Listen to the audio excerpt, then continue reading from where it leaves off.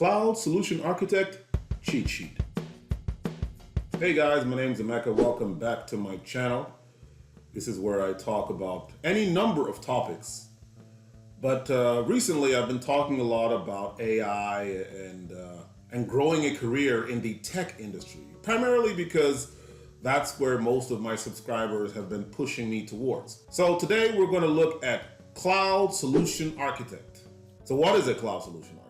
It's somebody who specializes in designing, planning, and overseeing the implementation of cloud computing strategies within an organization.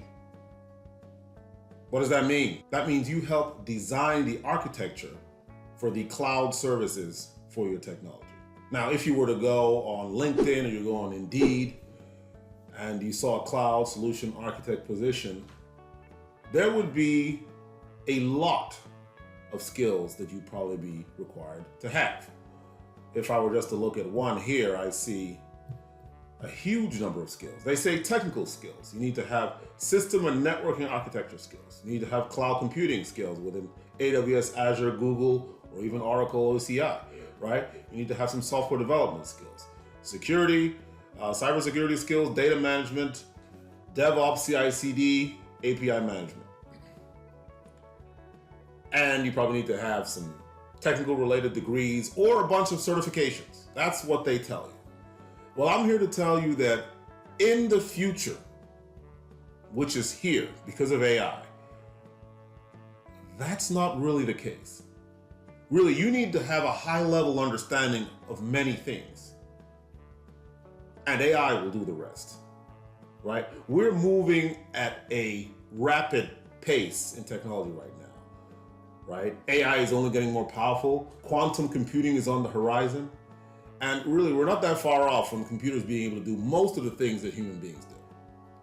So you can be effective right now in any of these technology jobs if you have the confidence and you understand a broad array of technology concepts. You don't have to be that deep the way they make it sound in a lot of these job descriptions.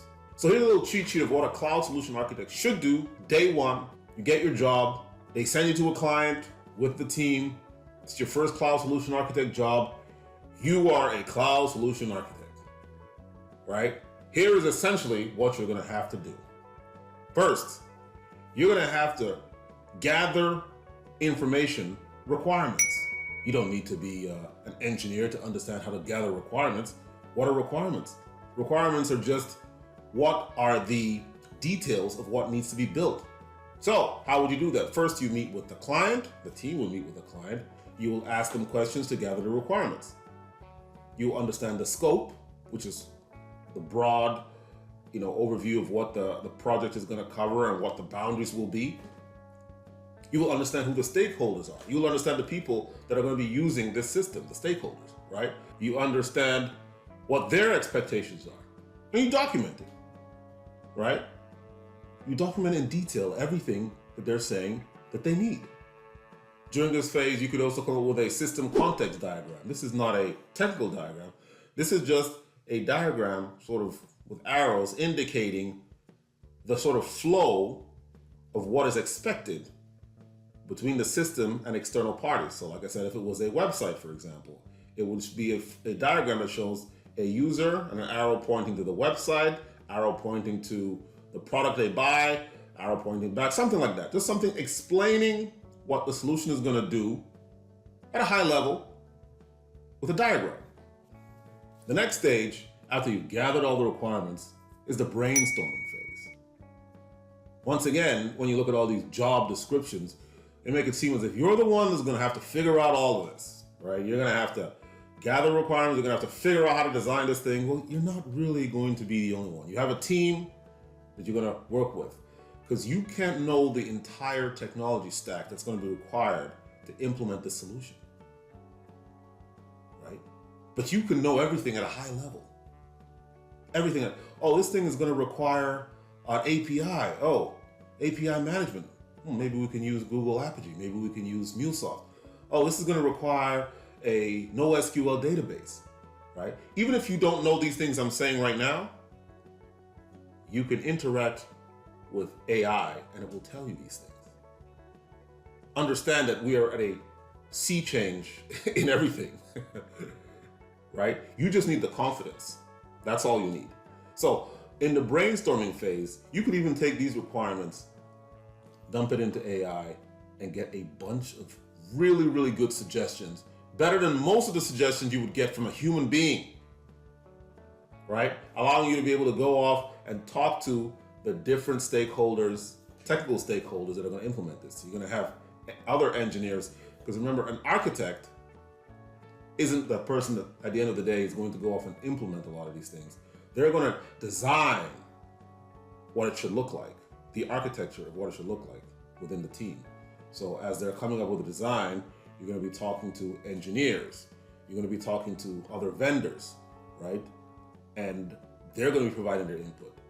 Once again, gathering more information, gathering more requirements, right? So don't be afraid and think you're not technical enough to take on this role, especially in this new world we're living in, especially in the fact that the technology is changing so quickly that there's very few people that have all the skills to be able to completely architect a solution all on their own.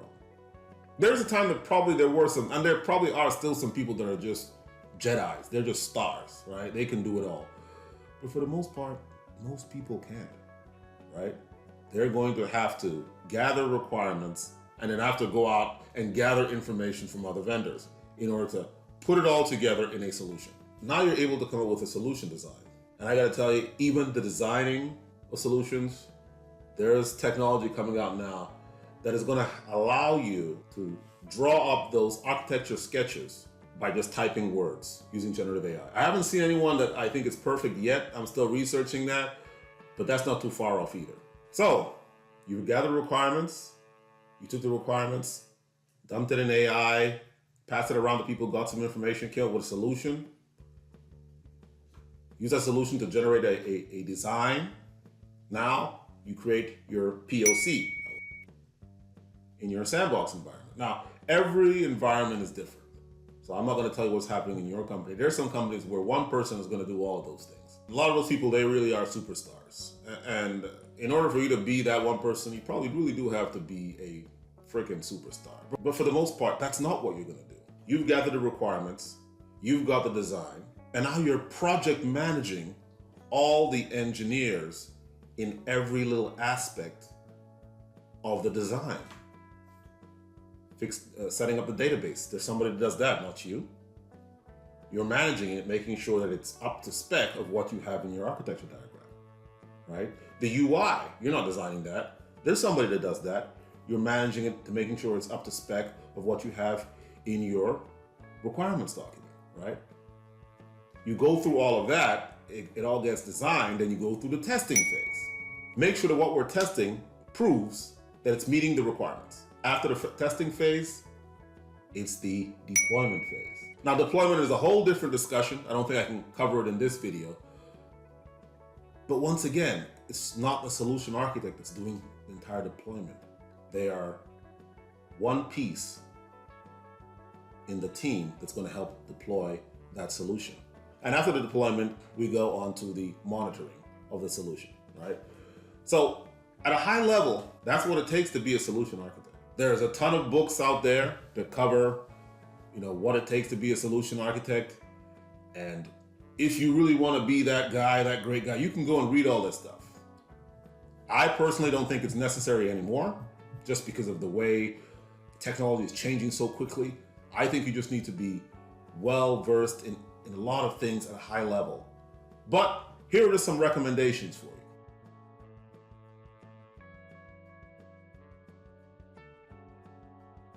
Links will be in the description. So that's my overview of the Cloud Solution Architect position in a nutshell. The Cloud Solution Architect cheat sheet. If you enjoy the content, don't forget to hit the subscribe button, hit a like button, and leave a comment down below. Tell me what you want to hear about next. See you next time.